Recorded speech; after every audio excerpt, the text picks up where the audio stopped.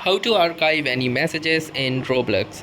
So hey guys, welcome to this tutorial. In this tutorial I'll be guiding you through the steps on how you can archive any message in Roblox. So in order to archive any message in Roblox, simply open up your Roblox application by tapping onto the application icon, and once your Roblox launches up you will have an interface like this.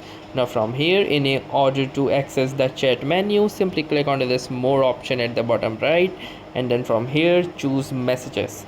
Then under the messages you will be able to see the list of all of the chats which are currently in your inbox. So let's say I want to archive this particular chat. So what I'm gonna do is simply select this, and from here I will choose the top option, that is archive. So simply select archive, and now you can see that this message has been shifted from inbox to archive.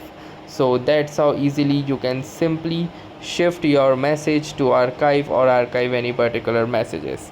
So that was all for this tutorial. Thanks for watching and have a nice day.